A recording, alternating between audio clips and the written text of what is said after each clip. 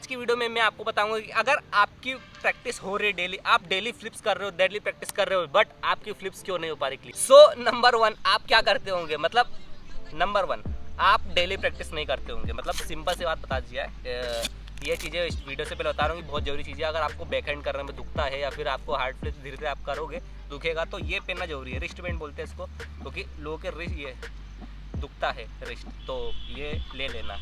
Link in description, video मिल जाएगा, आप देख लीजिए। सो आप डेली प्रैक्टिस नहीं करते हो, मतलब होता है ना, आज प्रैक्टिस कर ली, कल कर ली, परसों नहीं करी, नरसों नहीं करी। वो माना कि बारिश के टाइम पे क्या होता है कि प्रैक्टिस डेली नहीं हो पाती है, क्योंकि मेरी खुद की भी नहीं हो पा रही है। आपको क्या करना पड़ेगा, आपको डेली प्रैक्टिस करनी पड़ेगी। एटलीस्ट ये है कि आप हफ्ते में 3 से 4 सीज़न जो होते हैं, मतलब इतना तो प्रैक्टिस करिए। अगर आपको सुबह मौका मिलता है तो आप आधा घंटा प्रैक्टिस कर सकते हो, शाम को मिलता है तो आप आधा घंटा कर सकते हो। आपके पास इतना टाइम तो हो कि आप आधा घंटा एटलीस्ट निकाल सकते हो एकदम हार्डली प्रैक्टिस करने के लिए।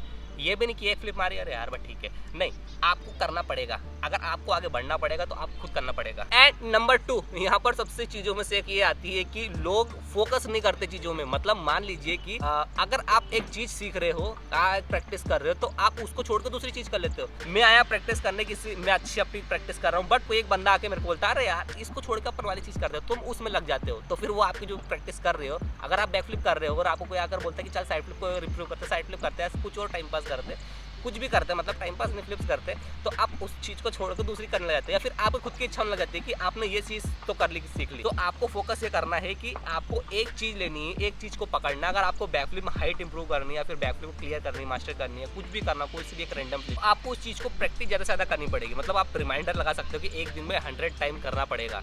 सो आप वो चीज़ें कर सकते हो। जैसे कि अभी मेरा पर्सनल बता दूँ तो मैं 720 मास्टर कर रहा हूँ और क्लियर, आप इंस्टाग्राम पे देख सकते हो। अगर नहीं है फॉलो अगर तो आप कर लीजिए यहाँ पर, और प्रैक्टिस जितना हो सके एक चीज़ का ज़्यादा से ज़्यादा बार करिए, लेकिन इतना ज़्यादा भी नहीं कि आप एक लिमिट को क्रॉस कर दो और वो चीज़ें बिगड़ जाए।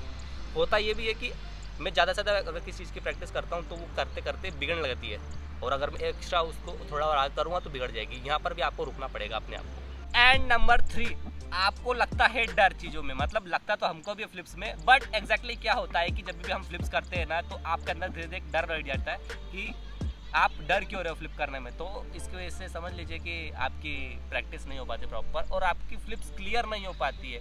प्रैक्टिस कर भी रहे हैं फ्लिप की, लेकिन क्लियर नहीं हो पा रही है। लास्ट यहाँ पर सबसे इंपॉर्टेंट चीज़ आती है कि आप अपनी गलतियों से नहीं सीखते हो। मतलब हम अगर कोई फ्लिप सीख रहे हैं, गिर रहे हैं, तो आपको उस चीज़ से गलतियों को सीखना पड़ेगा, क्लियर करना पड़ेगा।